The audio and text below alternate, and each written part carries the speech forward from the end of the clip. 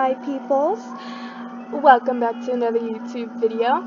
And today we'll be talking about true true stories. I'll put it in the title. I don't know how to say this. True encounters with aliens, I guess? I don't know.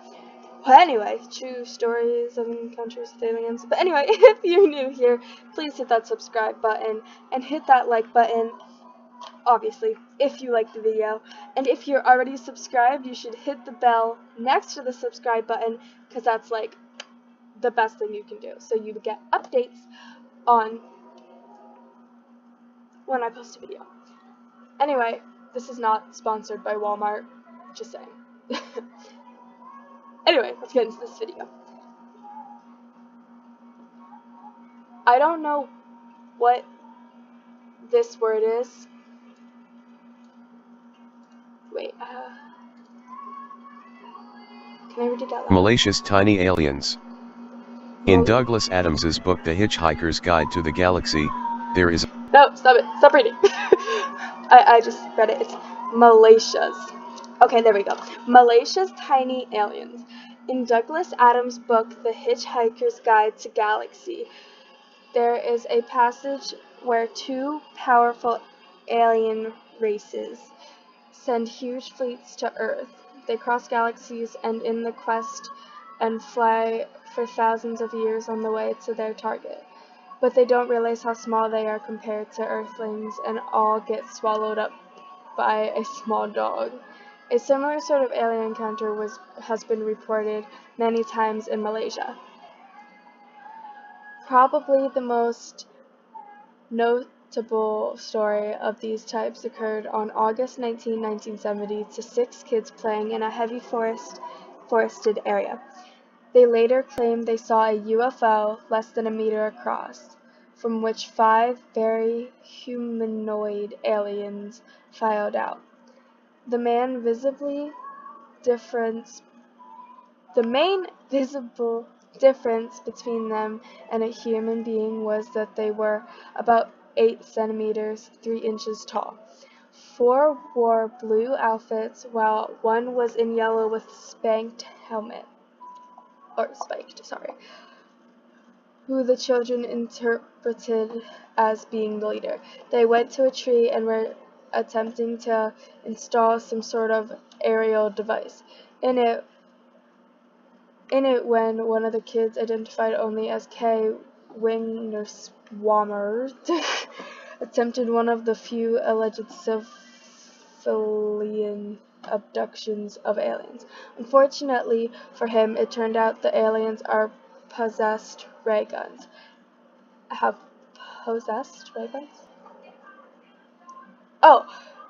All possessed ray guns, and began shooting at him and his schoolmates, driving them away and inflicting an insignificant wound to Wingnerswammer's thigh. Okay. Sorry. These are like really weird names. Okay. 9. Cardiff's fleet of space thieves. Early this year, the United Kingdom's Ministry of Defense released a case file of hundreds of reports they received of UFOs and alleged extraterrestrial activities. By far the most high-profile story released was found on page 167 of the document. In 1992, a man in Cardiff Walls reported that he and his friends were out camping when they saw a group of 12 to 15 UFOs over their campsite. The fleet then abducted their car and dog that was at the site and their tent. You wouldn't assume they would require 12 ships. The man was quoted as saying that the theft left him gobsmacked. How exactly a tent and car can be abducted as opposed to stolen was not explained. Unfortunately, it seems unlikely an investigative investigation will ever uncover the desired answers. The reason these stories were released to the public was because the Department of UFOs and Aliens were being shut down. Okay. I hate to do this. You know, we're gonna take a pause real quick, and I'm gonna go get a drink, because I'm thirsty.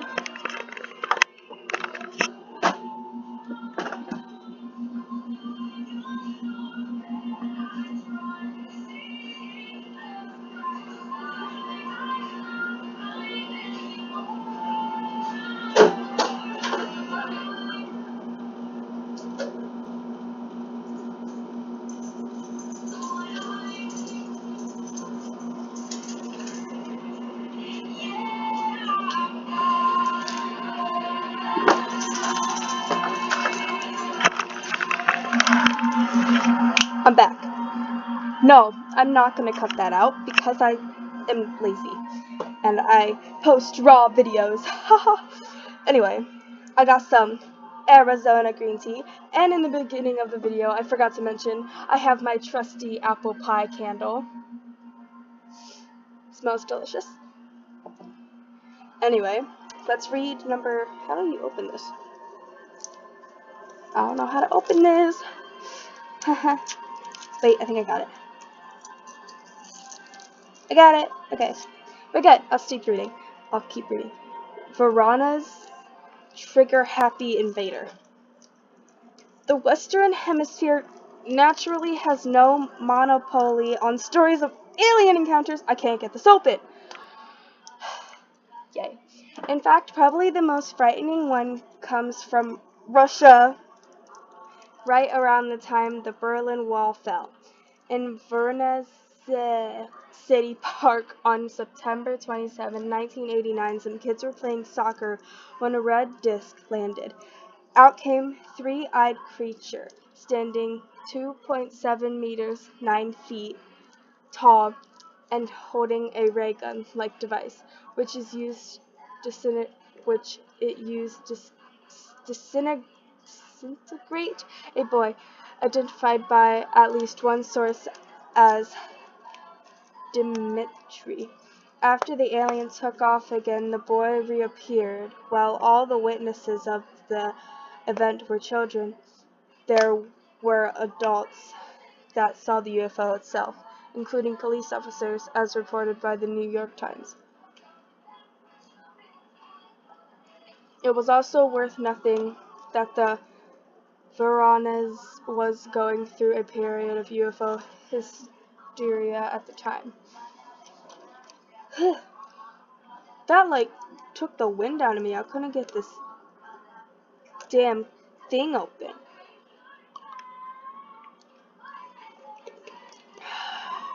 I got it open now. So refreshing. Not sponsored by Arizona Tea.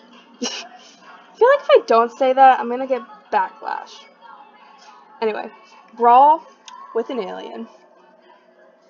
Not like an actual brawl that a woman wears, like a fight with an alien. That's what it means. There's different ways to spell that. This is one that's like a fight, basically. Anyway, in 1954, Gustavo Gonzalez and Jose Ponce were driving their truck along a lonely road outside Caracas, Venezuela, when they rounded a corner and found a huge luminescent sphere blocking their way. More annoyed that someone was disrupting traffic than the fact there was a sphere hovering over the road in front of them, Gonzalez got out to investigate. Why? At the point, a hatch opened on the ship, and out came three short, hairy humanoids. I guess that means humanoids, I guess, is another word for aliens. One of them jumped on Gonzalez, who was barely able to shake him off at first because the alien was both light and extremely strong. In the scuffle, the alien threw him 4.5 meters, 15 feet through the air. Gonzalez then drew his knife and tried to stab the alien with it, but found its body was like steel and his blade glazed off. Still, the aliens were intimidated, though, enough to get back in the ship and fly away, leaving their pair to report their odd encounter to the police. They got a surprise corroboration from a police officer who claimed he had seen the whole thing. Ooh. I like how these are short, so the video might not be as long as my angel one. Even though I did go away for like a minute to get a drink. An alien cookout. We're cooking people over there? Anyway, I'm not a cannibalist. I'm a pescatarian. I don't really eat meat. I only eat fish, basically. Anyway, enough about me. Let's get back onto this. An alien cookout. Number 6. Some people seemingly don't get too worked up about encountering aliens. Among them is Joe Simonson.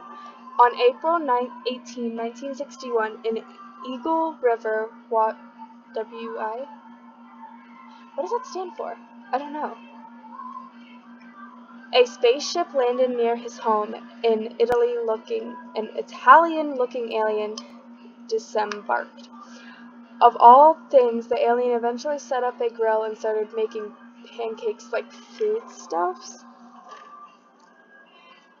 Rather than abducting or threatening Simonton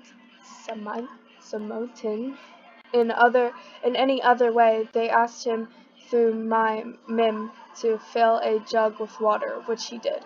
When he came back, he saw the aliens had finished making some food and asked for some. He got 4 pancakes, one of which he ate. Later, he sent a few of local universities, which reported that the ingredients were all of Earth origin. If Joe could encounter beings with beyond our world or understand most likely think to just fill their jug with water, it must be said that perhaps he was even stranger than the creatures he claimed to have seen. Reportedly, much more bothersome to him were all the journalists that kept coming to the farm and interfering with his work. Bo, you finally getting famous. Why are you mad about that? Number 5. This picture creeps me out. I might put this as the video cover picture. And you can see how I do my cover pictures. I guess I can add that into the video. Number 5. Aliens out of a fertilizer. Thank you. Okay. Similar to Joe Simonson's story, in terms of amazingly casual encounters of the third kind, was Newark farmer Gary Wilcox, meeting with aliens on April 24, 1964. Seeing a cigar-shaped object he mistook for a crashed plane, he rode up to it on a tractor. It looked out to contain 2 beings in clothes that hid their faces. They told Wilcox that they were Martians, and they began asking him questions.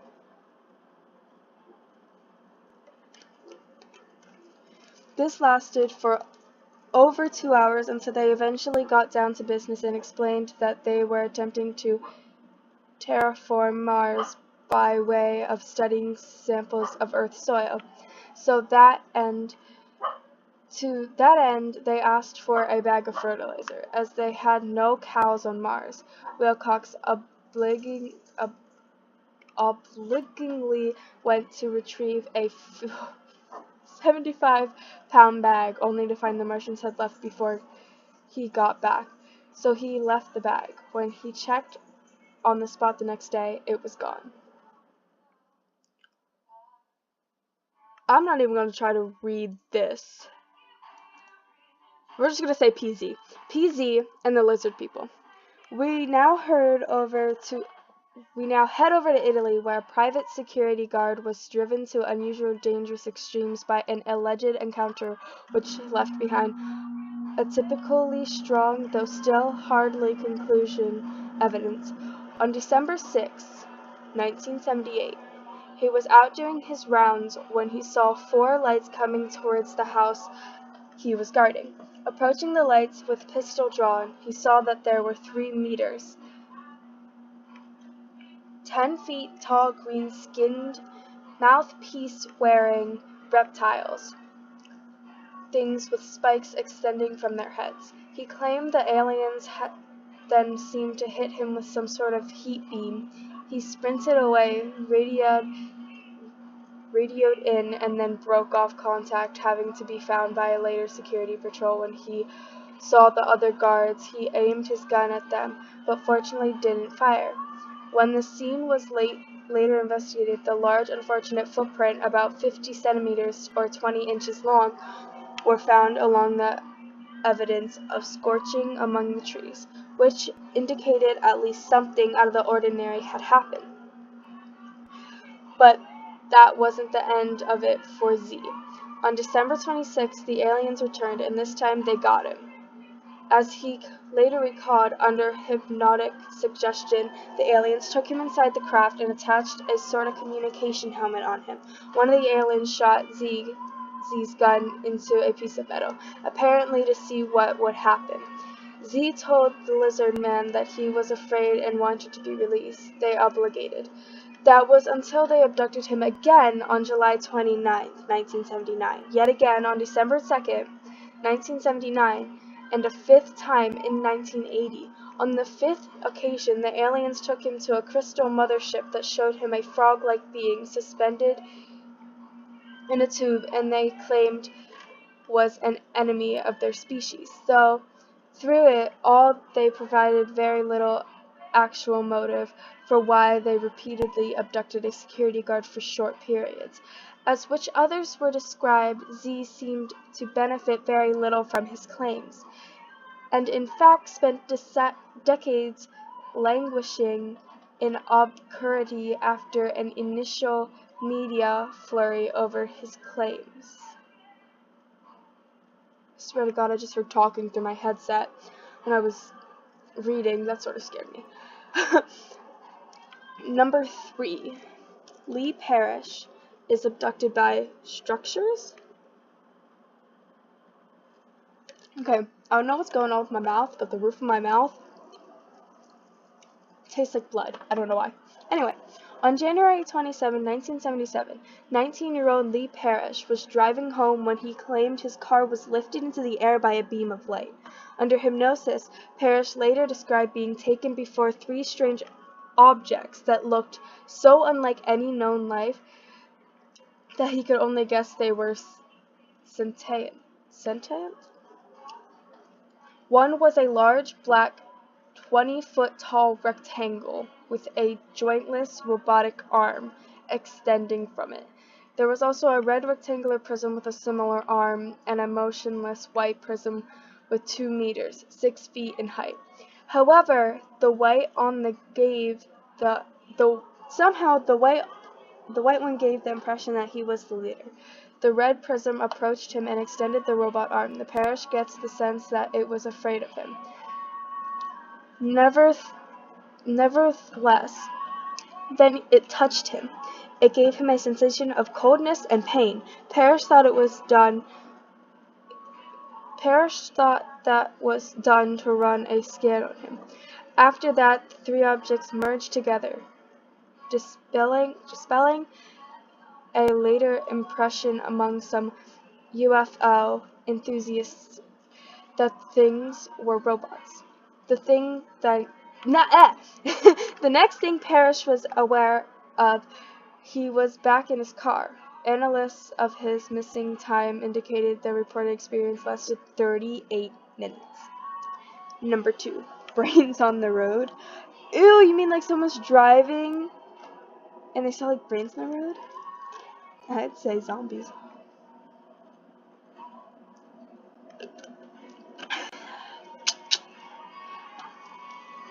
On August 17, 1971, John Hughes and Paul Rodriguez were driving home in Palos Verdes, California, when they saw aliens on the road. They looked like carabrums, with the smaller of 2 slightly bigger than a softball. The larger of them had a large red eye and began to float towards them. The pair immediately hightailed it away, and Hodges dropped Rodriguez off at his house. But when Rodriguez got home, the aliens returned, and this time he was taken to their leader. According to Hodges, these were aliens of a type more commonly described with brains, essentially pets that they used for telepathic communication. They would let the brains wander free or reveal their existence to their first human contact. Was not explained. Okay? That one didn't really make sense to me. But, okay, this one might be like just 2 minutes shorter than my angel video. Oh, this one's long. Do I have to read this one? Can we just keep it at 9? I feel like I shouldn't do that. Okay. Aliens obliteratedly stalk Ed Walters. I feel like people are just going crazy nowadays. In 1988, Gulf Breeze, Florida became the epic center of strings of UFO sightings and photographs, mostly centered around one Ed Walters. With their unusual non-aerodynamic structure, color scheme, and general shape, the UFOs, Walters, and allegedly other people. Photographs look less like blah blah blah crafts of galactic villains and more like they should be on tilt-a-whirls, which is very fitting for the odd experience he described. Starting on November 11, 1987 and ending May 1, 1988, the Walters family claimed to have 20 encounters with aliens that were flying around in an estimated 20 ships, with him seeing at most 6 crew members to a ship. This was exhaustively described in his book, The Gulf Breeze Sightings. Ooh, excuse me. I keep burping. If you hear pauses, I'm probably burping a little. Sorry. Watcher's book also had the odd photo of himself and his family members. One photo has him standing in a towel on the deck, allegedly yelling, "Land or get the hell away," at a UFO. Another has a blue beam that the aliens purportedly used as a tractor beam of sorts, being dodged by its terrified wife. From first photographs, UFO. Okay, guys. Anyway, I don't want to read this, so I'll let this up for a couple minutes, and you can finish reading it because I'm lazy and I don't feel like reading it. Have fun.